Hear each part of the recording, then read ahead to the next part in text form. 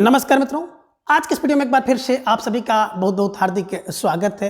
आज हम हिंदी साहित्य इतिहास के अंतर्गत भाषा विज्ञान में भाषा का अर्थ, परिभाषा, इसकी विशेषताएं तथा विविध रूपों को अब तक की सबसे आसान ट्रिक की सहायता से याद करने का प्रयास करेंगे।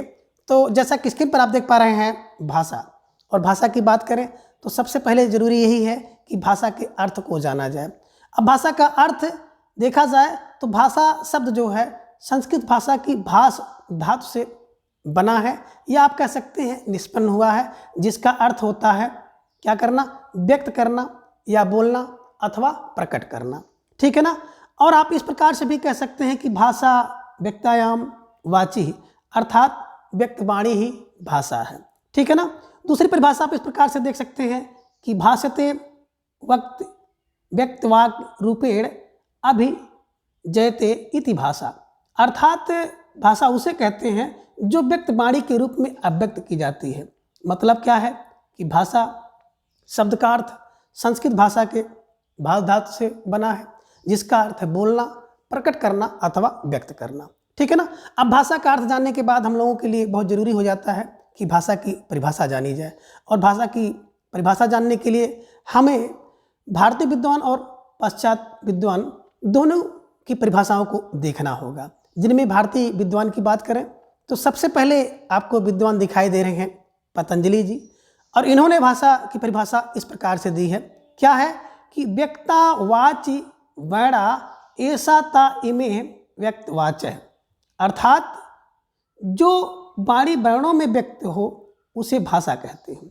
क्या है कि व्यक्ता वाच वर्णा ऐसा ता इमे व्यक्तवाच है, अर्थात जो वाणी वर्णों में व्यक्त हो उसे भाषा कहते हैं। किसने कहा? पतंजलि ने कहा कि जो वाणी वर्णों में व्यक्त हो उसे भाषा कहते हैं। ठीक है ना। अब इसे कैसे दिमाग में रखा जाए, तो बस यही पकड़ लीजिए, क्या व्यक्तावाच वर्णा, व्यक्तावाच वर्णा बोले पतंजलि। पतंजलि क्या करते हैं? बोले भैया व्यक्तावाच वर्णा, व्यक्तावाच वर्णा कौन? बोले पतंजलि। बस जहाँ पे व्यक्तावाच वर्णा आपको मिल जाए, बाबा बाबा 3 बार ट्रिपल बार लगातार मिल जाए, वाह वाह वाह वाह वाह, तो वहाँ पे पतंजलि मार दीजिएगा और आपका ये विकल्प सही हो जाएगा। ठीक है ना। व्यक्तिवाच वर्णा, व्यक्तिवाच वर्णा कौन? पतंजलि का। बस ठीक है ना। यानी कि पतंजलि ने भाषा की परिभाषा दी है, व्यक्तिवाच वर्णा। ठीक है ना। दूसरे जो विद्वान हैं वो हैं कामता प्रसाद गुरु जी ने, और इन्होंने भाषा की परिभाषा दी है कि भाषा वह साधन है जिसके द्वारा मनुष्य अपने विचार दूसरों पर भली भांति प्रकट कर सकता है और दूसरों के विचार आप स्पष्टता समझ सकते हैं। यानी कि भाषा का मतलब इन्होंने क्या बताया कि एक साधन है जिसके द्वारा मनुष्य क्या करता है, अपना विचार दूसरों पर प्रकट करता है और दूसरे का जो विचार होता है उसको स्पष्ट रूप से समझ सकता है। किसने कहा? गुरु ने कहा। कौन गुरु? बोले कामता प्रसाद गुरु। तो बस दिमाग में रख लीजिएगा क्या कि भैया देखो, भाषा का साधन, साधन कौन है? बोले गुरु है। बस दिमाग में रख लीजिएगा, साधन कौन? बोले गुरु। आपको सफल कराने का साधन गुरु के हाथों में, आपको भाषा सिखाने का साधन गुरु के हाथों में। बस दिमाग में रख लीजिएगा, जहाँ पे साधन की बात आ जाएगी, भाषा में साधन है, बस वहाँ पे गुरु लगा दीजिएगा। साधन कौन? बोले गुरु। यानी कि कामता प्रसाद गुरु जी की ये परिभाषा है कि भाषा वह साधन है जिसके द्वारा मनुष्य अपने विचार दूसरे पर भली भांति प्रकट कर सकता है और दूसरे के विचार आप स्पष्टता समझ सकते हैं। बस गुरु क्या है? साधन है। ठीक है ना। आसानी से आपके दिमाग में बैठ जाएगा। आगे है मनुष्य और मनुष्य के बीच वस्तुओं के विषय में अपनी इच्छा और मत का आदान प्रदान करने के लिए व्यक्त ध्वनि संकेत का जो व्यवहार होता है उसे भाषा कहते हैं। किसने कहा? बोले डॉक्टर श्याम सुंदर दास जी ने कहा। देखिए मित्रों, जितनी भी ट्रिक हम लोग याद करने के लिए इस्तेमाल कर रहे हैं, इसका किसी भी राजनीतिक विचारधारा से कोई लेन देन नहीं है, ना ही किसी की भावना को ठेस पहुंचाने का कोई उद्देश्य है। किसी तरह से आपको आसानी से याद हो जाए, एकमात्र यही मेरा प्रयास है। और जो भी ट्रिक हम लोग इस्तेमाल करते हैं उन्हीं पंक्तियों के बीच से हम लोग ट्रिक बना लेते हैं ताकि आपको आसानी से याद हो जाए और हमेशा के लिए आपके दिमाग में बना रहे। ठीक है ना। तो यहाँ पे क्या होगा? मनुष्य और मनुष्य के बीच क्या है? इच्छा और मति। बिल्कुल दिमाग में रखिएगा। कैसी होती है? बोले सर मनुष्य और मनुष्य के बीच में इच्छा और मति तो बड़ी सुंदर होती है। बस सुंदर का मतलब क्या हो गया कि डॉक्टर श्याम सुंदर दास जी की पंक्ति है। बस क्या है? देखिए हर मनुष्य क्या करता है, अपनी इच्छा और मति है ना, मत माने विचार, है ना। तो मत मत और मन, इच्छा सबका भाई देखो, हर व्यक्ति सुंदर इच्छा करेगा और सुंदर मति रखेगा, मति मति, है ना, मन मन मति मति। बस दिमाग में रख लीजिएगा कि मनुष्य और मनुष्य के बीच में क्या होता है, इच्छा और मति कैसी होती है, बोले सर सुंदर होती है। यानी कि जहाँ पर आप देखिएगा मनुष्य और मनुष्य के बीच वस्तुओं के विषय में अपनी इच्छा और मत की बात आ जाए, वहाँ पे भाषा की परिभाषा कौन दे सकता है, डॉक्टर श्याम सुंदर दास ही दे सकते हैं। बस रख लीजिएगा कि मनुष्य और मनुष्य के बीच इच्छा और मत कैसी होती है, बोले सर सुंदर होती है। तो सुंदर से हो गया, डॉक्टर श्याम सुंदर दास जी की यह परिभाषा है। ठीक है, आगे है, भाषा मनुष्यों की उस चेष्टा या व्यापार को कहते हैं जिससे मनुष्य अपने उच्चारणोपयोगी शरीर अवयवों से उच्चारण किए गए वर्णात्मक तथा व्यक्त शब्दों द्वारा अपने विचारों को प्रकट करते हैं। डॉक्टर मंगलदेव शास्त्री जी की परिभाषा है क्या, कि भाषा मनुष्य की उस चेष्टा या व्यापार को कहते हैं जिससे मनुष्य अपने उच्चारणोपयोगी शरीर अवयवों से उच्चारण किए गए वर्णात्मक या व्यक्त शब्दों द्वारा अपने विचारों को प्रकट करता है। कैसे दिमाग में बैठाया जाए, देखिए भैया मंगल क्या है, बोले भैया मंगल तो यही है, क्या है, क्या है, मनुष्य की चेष्टा या व्यापार। मनुष्य की चेष्टा या व्यापार कैसी होती है, बोले भैया मंगल होती है ना। आपको कैसी इच्छा करनी चाहिए, बोले मंगल वाली इच्छा करनी चाहिए, मंगल कामना करते हैं। और व्यापार कैसा करना चाहिए, बोले मंगल वाला व्यापार करना चाहिए। बस दिमाग में बैठा लीजिएगा, आसानी से हमेशा के लिए आपको याद हो जाएगा क्या, कि भाषा मनुष्य की चेष्टा या व्यापार।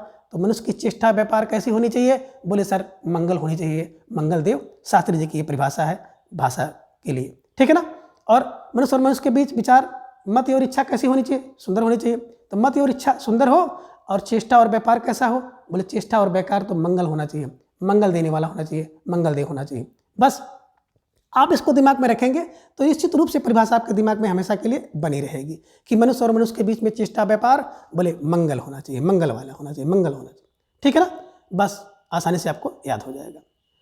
अगली और पांचवी परिभाषा है कि जिन ध्वनि चिन्हों द्वारा मनुष्य परस्पर विचार विनिमय करता है उनको समष्टि रूप से भाषा कहते हैं। किसकी परिभाषा है, बाबूराम सक्सेना जी की परिभाषा है।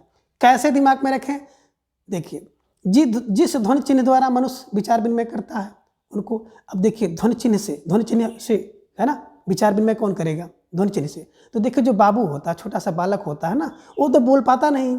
जब बोल नहीं पाएगा तो इशारों से, संकेतों से, ध्वनि चिन्हों से करके तो ध्वनि चिन्ह द्वारा बोले बाबू, ध्वनि चिन्ह द्वारा बाबू। बस दिमाग में रख लीजिएगा। तो ध्वनि चिन्ह द्वारा विचार विनिमय कौन करेगा, बाबू करेगा, छोटा बच्चा करेगा। तो बाबू को आप समझ लीजिएगा बाबूराम सक्सेना जी की परिभाषा है, ठीक है ना। इसको दिमाग में रखेंगे तो निश्चित रूप से आपके दिमाग में बैठा रहेगा कि ध्वनि चिन्ह से कौन, बोले बाबू, ठीक है ना। अगली परिभाषा है अर्थवान कंठोदगीर्ण ध्वनि समिष्टि ही भाषा है। अब देखिए भैया, अर्थवान कंठोदगीर्ण ध्वनि समिष्टि ही भाषा है। किसकी परिभाषा है, बोले सुकुमार सेन की है। कहने का आशय क्या है कि देखिए कोई ध्वनि जो अर्थवान हो और कंठ से उद्गीर्ण हो, निकली हो और ध्वनि का समिष्ट हो, तो देखो क्या होता है, सुकुमार होता है।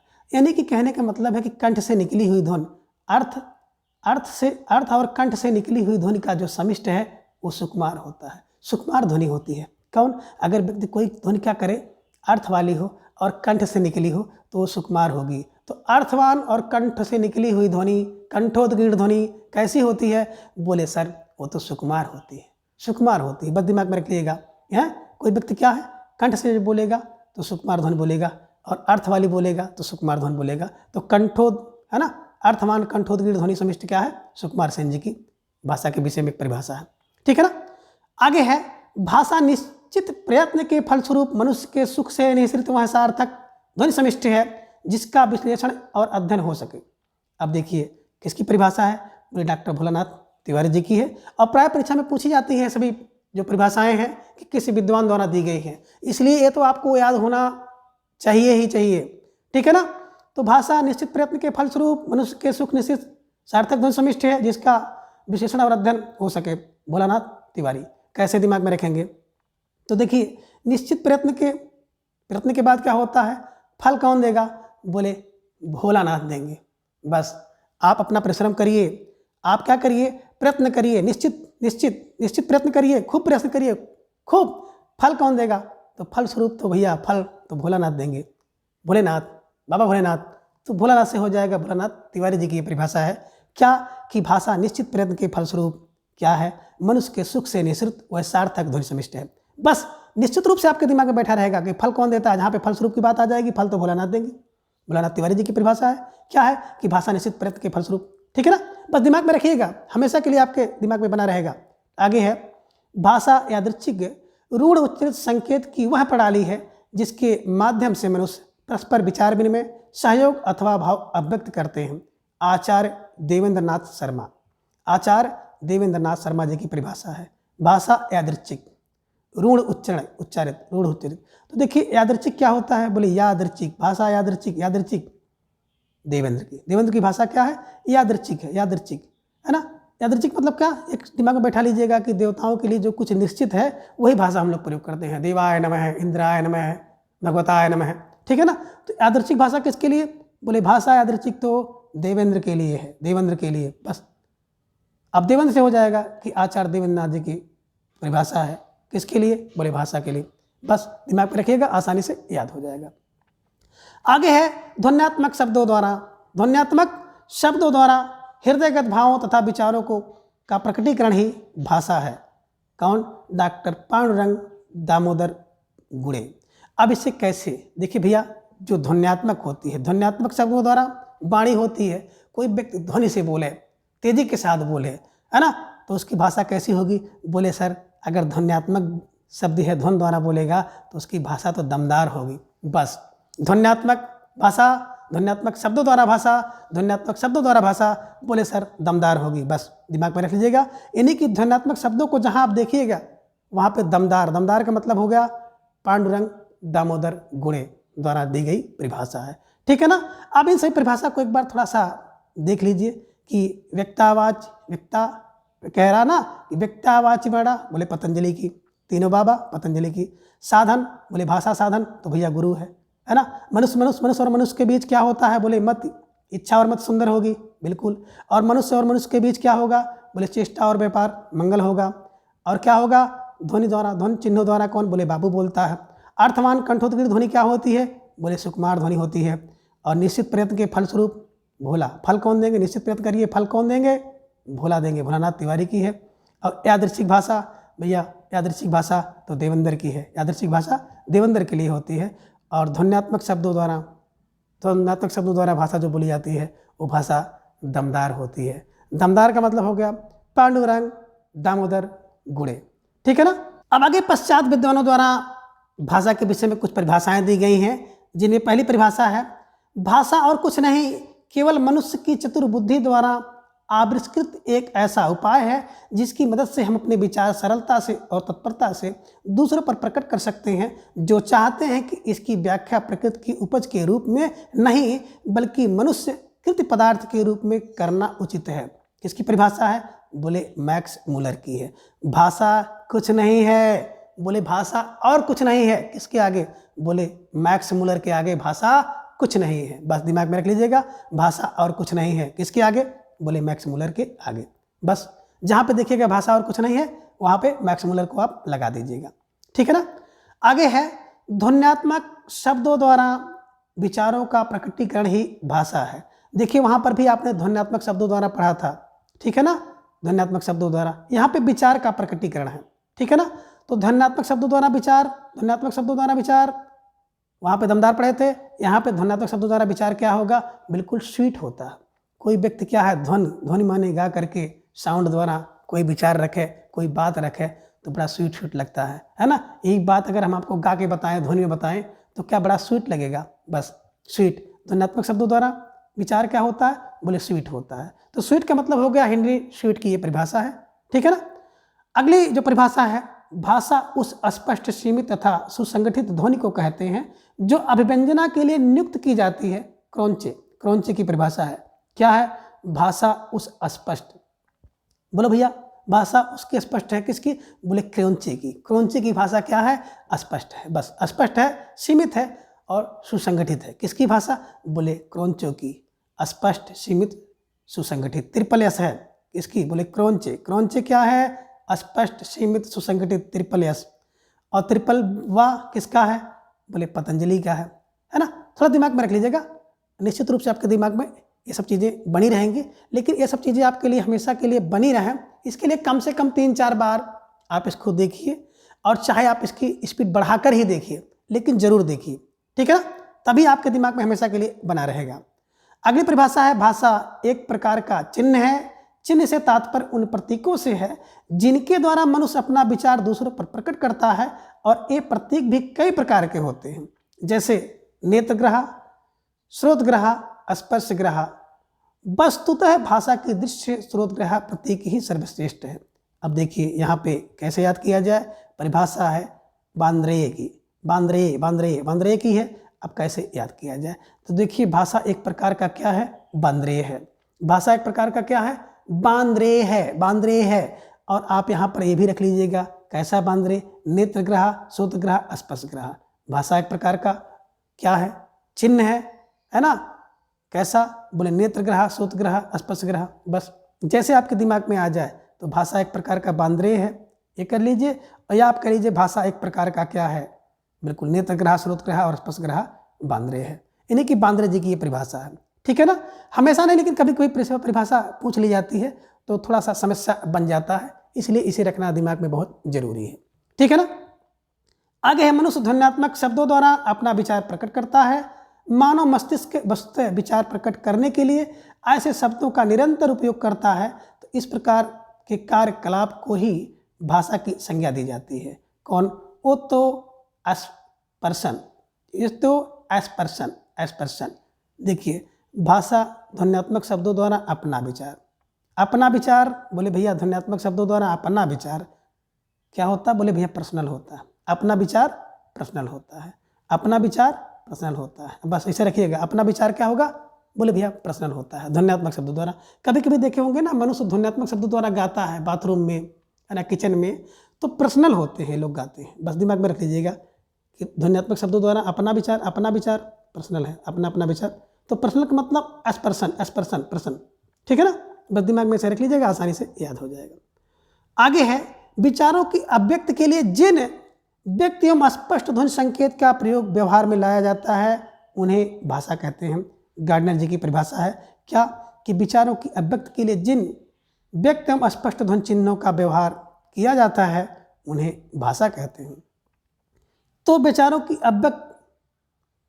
व्यक्त ध्वनि कहाँ पर, बोले गार्डन में, है ना। विचारों के अभिव्यक्त के लिए जिन ध्वनि चिन्हों का प्रयोग लाया जाता है, तो ध्वनि चिन्हों का प्रयोग कहाँ, बोले गार्डन में। गार्डन में क्या करते हैं हम लोग, है ना, व्यक्त स्पष्ट ध्वनि संकेत। तो कोई व्यक्ति गार्डन में है, दूर खड़ा है, तो एक तो व्यक्त करिए, स्पष्ट ध्वनि संकेत करिए। ध्वनि भी करते हैं हम लोग, संकेत भी करते हैं, बुलाते हैं, ध्वनि भी संकेत भी। तो कहाँ पे, गार्डन में, क्योंकि दूर खड़े होते हैं तो नाम से बुलाते भी हैं और संकेत से, हाथों से भी बुलाते हैं संकेत करके। तो स्पष्ट ध्वनि और संकेत कहाँ, बोले गार्डन में। व्यक्त स्पष्ट ध्वनि संकेत, बोले गार्डन में। तो गार्डन का मतलब हो गया गार्डनर द्वारा दी गई ये परिभाषा है, ठीक है ना। अगली परिभाषा है, भाषा यादृच्छिक ध्वनि संकेतों की वह प्रणाली है जिसके माध्यम से मानव परस्पर विचारों का आदान प्रदान करते हैं। देखिए भैया, यहाँ पे जहाँ पे आ जाए ध्वनि संकेत की प्रणाली, यानी कि हम केवल प्रणाली पकड़ेंगे। तो प्रणाली क्या होती है, बोले ब्लॉक तथा ट्रिगर द्वारा दी गई है। तो देखिए प्रणाली को क्या करो, बिल्कुल प्रणाली को ब्लॉक कर दो। कोई प्रणाली बहुत पुरानी है, चला आ रही है, तो उस प्रणाली को क्या करो भैया, दो ध्वनि संकेत वाली प्रणाली को भैया क्या करो, ब्लॉक कर दो, है ना, ब्लॉक कर दो। टिगर भी लगा दो, टिगर लगा के ब्लॉक कर दो। बस ब्लॉक एवं टिगर की परिभाषा है क्या, कि ध्वनि संकेत प्रणाली को ब्लॉक कर दीजिए और ट्रिगर कर दीजिए। बस ऐसे दिमाग में रख लीजिएगा। अगला है, भाषा यादृच्छिक ध्वनि संकेतों की वह पद्धति है जिसके द्वारा मनुष्य समुदाय परस्पर सहयोग एवं विचार विनिमय करता है। तो देखिए भैया, पद्धति क्या होती है ना, यहाँ पे रखिए ध्वनि संकेत वह पद्धति, ध्वनि संकेत प्रणाली। तो प्रणाली को ब्लॉक करते हैं और ट्रैक कर देते हैं। लेकिन क्या होता है, दूसरा पद्धति है। अब पद्धति को क्या करिए, तो पद्धति को कह रहे हैं क्या करिए भैया, सुतेवा करिए, है ना, सुतेवा करिए। पद्धति को सुतेवा कर दीजिए, बस सुतेवा। पद्धति क्या करिए, पद्धति को सुतेवा करिए। यानी कि जहाँ पर पद्धति आ जाए वहाँ पे सुतेवा जी को आप विकल्प के रूप में चयन कर सकते हैं, ठीक है ना। अब आगे हम लोग बात करते हैं, भाषा के उत्पत्ति से संबंधित कुछ सिद्धांत हैं और उसके प्रवर्तक हैं। यानी कि भाषा के उत्पत्ति को किसने क्या माना है, जिनमें हम बात करें सिद्धांत एक तरफ, दूसरी तरफ उसके प्रवर्तक हैं। बात करें भाषा को दिव्य उत्पत्ति का सिद्धांत, प्राचीन धर्म ग्रंथों ने दिया। डिवाइन थ्योरी, डिवाइन दैवी सिद्धांत, बोले प्राचीन धर्म जाने, धर्म क्या करते हैं, बोलते हैं कि भाषा की उत्पत्ति देवताओं ने किया है, ठीक है ना। तो दिव्य उत्पत्ति का सिद्धांत कौन कह सकता है, बोले भैया प्राचीन ग्रंथ कहते हैं। संकेत क्या मिल रहा है, बोले भैया संकेत तो यही मिल रहा है, कोई व्यक्ति रूसा है, कोई व्यक्ति आपसे रूस जाए, नाराज हो जाए, तो संकेत मिल जाता है रूसा, संकेत से रूसा बने रूसों की, ठीक है ना। रणन क्या होता है, प्लेट हैंस मैक्समूलर, ठीक है ना। अब रणन माने कह लीजिएगा ध्वनि किससे आती है, बोले प्लेट से ही, मूल प्लेट से ही क्या होता है, ध्वनि आती है। तो प्लेट है, प्लेट से क्या है, रणन प्लेट से क्या है, मूल ध्वनि है, बस प्लेट है तो मूल ध्वनि है ना। इन्हीं की रणन सिद्धांत किसने दिया, प्लेट ने दिया, हैंस ने दिया, मैक्समूलर ने दिया, ठीक है ना। इंगित क्या है, बोले राय लेना इंगित है, जरूरी है। इंगित क्या है, बोले राय, इन्हीं की डॉक्टर राय ने कहा इंगित है, ठीक है ना।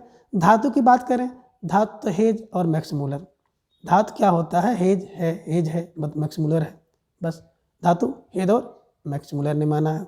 और क्या है, बोले भैया श्रम क्या है, श्रम और ध्वनि, श्रम ध्वनि मतलब होता है निवारे। भैया कोई काम अगर आप श्रम से करेंगे तो श्रम ही आपको निवार सकता है, बचा सकता है, आपको आगे ले जा सकता है। तो श्रम और ध्वनि ही क्या करेगा, आपको निवारेगा, मुसीबत से बचाएगा, आपको सिलेक्शन दिलाएगा, कौन, श्रम और ध्वनि निवारेगा, ठीक है ना। आगे बात करें हम लोग संपर्क की, तो संपर्क क्या है भैया, संपर्क तो रेवेज है, तो संपर्क क्या है, बोले रोज है। सबसे किसी भी व्यक्ति से संपर्क करिए तो रोज करिए। आगे कह रहे भैया समन्वय की बात क्या है, तो भैया समन्वय स्वीट होना चाहिए। समन्वय, अगर आप किसी से समन्वय कर रहे हैं, समझौता कर रहे हैं, तालमेल बैठा रहे हैं, तो भैया स्वीट होना चाहिए, अच्छा होना चाहिए। बस इन सबको दिमाग में आप रख लेंगे तो आपको यहाँ से याद करने में आसानी हो जाएगी। कभी कभी यहाँ से प्रश्न बन जाता है कि दिव्य उत्पत्ति का सिद्धांत प्राचीन धर्म से है, संकेत से व्यक्ति रूसा हुआ है, रणन प्लेट हैंस मैक्समूलर है, इंगित है राय, ठीक है ना, रूट हैज में मैक्समूलर है, श्रम और ध्वनि आपको निवार सकती है, बचा सकती है, संपर्क रोज करिए रेवेज है, समन्वय स्वीट होना चाहिए, एंट्री स्वीट। तो कभी कभी पूछ लिया जाता है, इसलिए इसको भी आप दिमाग में रखें। अब आगे हम लोग देखेंगे कि जो भाषा है, भाषा की कुछ प्रवृत्तियां एवं विशेषताएं हैं, जिनमें भाषा की पहली विशेषता है कि भाषा सामाजिक संपत्ति है ना। सामाजिक संपत्ति है मतलब समाज से सीखी जाती है। दूसरी चीज, भाषा सतत प्रवाहमान, सहज और नैसर्गिक है। देखिए जो भाषा होती है ना, सतत में हमेशा प्रवाहमान होती है दूसरे तक, है ना, सहज होती है और नैसर्गिक में प्राकृतिक होती है। भाषा समाज से अर्जित की जाती है, इसलिए इसको अर्जित संपत्ति भी कहते हैं। भाषा परिवर्तनशील होती है, अर्थात भाषा बदला करती है। और भाषा का भाव संप्रेषण जो है माध्यम होता है, माध्यम से भाव देते हैं। भाषा देखिए फिर एक बार अर्जित आ गया, ठीक है ना। और भाषा क्या है, अनुकरण से सीखी जाती है। अब भाषा में जटिलता से सरलता की तरफ, संयोग से वियोगात्मकता की तरफ, यानी कि संयोगात्मक से वियोगात्मक की तरफ जाती है। और भाषा परंपरागत वस्तु है और प्रत्येक भाषा की संरचना पृथक होती है। कभी कभी आपसे पूछ लिया जाता है निम्नलिखित में से कौन एक भाषा की विशेषता नहीं है, तब प्रश्न आपके लिए मुश्किल हो जाते हैं। इसलिए इन सभी विशेषताओं को आप ध्यान में रखें। ये सामाजिक संपत्ति है, सतत प्रवाहवान, सहज और नैसर्गिक है, अर्जित की जाती है, परिवर्तनशील है, भाव संप्रेषण का माध्यम है ना। भाव संप्रेषण का माध्यम कौन, बोले भाषा है, ठीक है ना। आगे अनुकरण से कौन सीखी जाती है, बोले भाषा तो अनुकरण से सीखी जाती है। देखे होंगे बच्चा जो अनुकरण से ही सब कुछ सीखता है। और भाषा इस चीज़ का ध्यान रखिएगा, जटिल से सरलता की तरफ जाता है और संयोगात्मक से वियोगात्मक की तरफ जाता है। कैसे दिमाग में रखेंगे, तो देखिए भाषा जो संस्कृत है ना, संस्कृत की भाषा संयोगात्मक है, हिंदी की वियोगात्मक है। तो आपने संस्कृत से हिंदी आई है, बस दिमाग में ऐसे रख लीजिएगा कि संयोग से वियोग, पहले संयोग होगा तब वियोग होगा, पहले जटिल होगा फिर सरल होगा। आपने देखा होगा कोई चीज़ हम लोग जब सीखते हैं ना तो पहले बड़ा कठिन लगता है, लेकिन धीरे धीरे आपको आसान लगने लगता है। तो जो भी टॉपिक आपको बहुत कठिन दिखते थे, अब आज आपने तैयारी करके उसको मजबूत कर लिया है, आज आपको आसान दिख रहा है। तो भाषा ऐसे भी चलती है, जटिल से सरल की तरफ, संयोग से वियोग की ओर, ठीक है ना। और आगे भाषा क्या है, एक परंपरागत वस्तु है, एक परंपरा से दूसरी परंपरा को, और प्रत्येक भाषा की संरचना पृथक होती है। तो इसे दिमाग में रखिएगा, कभी कभी ये प्रश्न पूछा जाता है तो ये प्रश्न आपका गड़बड़ नहीं होना चाहिए, ठीक है ना। चलिए आगे भाषा के कुछ प्रमुख चरण हैं जिन्हें हम लोग देखेंगे। इनमें पहला चरण है आंगिक भाषा, आंगिक जिसे आप कहते हैं सांकेतिक भाषा। संकेतों या इशारों में की गई भाषा को सांकेतिक भाषा कहते हैं। और अगर यहाँ से प्रश्न बन जाए कि सबसे कठिन भाषा कौन सी है, तो मित्रों जो सांकेतिक भाषा होती है ये सबसे कठिन भाषा होती है। क्यों? क्योंकि संकेत जो है आपके अनिश्चित होते हैं। कभी ताली बजाते हैं आप शाबाशी में, कभी ताली आप बजाते हैं किसी को इशारा करने के लिए, बुलाने के लिए, और वही ताली कभी कभी आप बजा देते हैं किसी की खिल्ली उड़ाने में, मजाक उड़ाने में। ठीक है ना? तो संकेत क्या है? अनिश्चित होते हैं। इसलिए क्या होता है, आंगिक या सांकेतिक भाषा सबसे कठिन भाषा होती है। ठीक है ना? दूसरी है वाचिक भाषा, जिसे आप कहते हैं मौखिक भाषा। इसी को आरल भाषा अंग्रेजी में कहा जाता है। क्यों? ये सबसे आसान भाषा होती है। जो व्यक्ति जैसा बोलता है उसका अर्थ आप तुरंत वैसे ले लेते हैं। ठीक है ना? सबसे आसान है। और इस भाषा का प्रयोग जो है शिक्षित और अशिक्षित दोनों व्यक्ति करते हैं। ठीक है ना? तो इसलिए सबसे आसान भाषा जो होती है वाचिक भाषा होती है। इसे आप कथित भाषा कह सकते हैं, इसे आप मौखिक भाषा कह सकते हैं, इसे अंग्रेजी में आप ऑरल भाषा कहते हैं। ठीक है ना? बात करें तीसरी भाषा की, तो लिखित भाषा है ना। लिखित भाषा को आप क्या कहते हैं? बिल्कुल रिटन लैंग्वेज। तो लिखित भाषा क्या होती है? कठिन और आसान दोनों है। कठिन कब है? जब हमें आपको उस भाषा का ज्ञान नहीं होगा तो हमारे लिए कठिन होगा।